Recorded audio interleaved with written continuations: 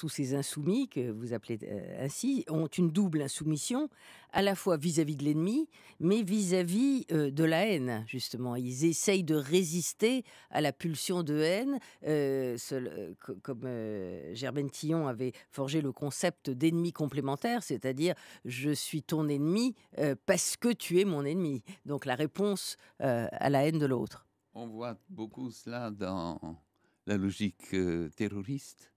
Le terroriste fait exploser des bombes parce qu'il considère que son peuple a été agressé par les puissances occidentales. Les puissances occidentales envoient de nouvelles bombes pour détruire ses bases. Le terroriste recherche de nouvelles recrues pour créer de C'est nouveaux l'enchaînement attentats, de la violence. etc. C'est un enchaînement effrayant dont on pourrait ne jamais sortir, effectivement, et qu'il vaut mieux savoir arrêter quelque part. Mais oui, pour moi, il y a l'ennemi extérieur, mais il y a aussi l'ennemi intérieur. C'est celui que j'appelle parfois le démon, ou notre démon à l'intérieur de nous. C'est lui qui est, c'est la réaction de tout un chacun, en tout cas la mienne.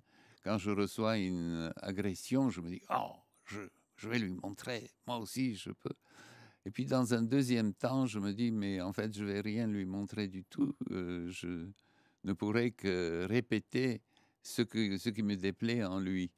Et donc, ces individus parviennent à neutraliser ce démon intérieur qui les pousserait à imiter la violence dont ils ont été objets.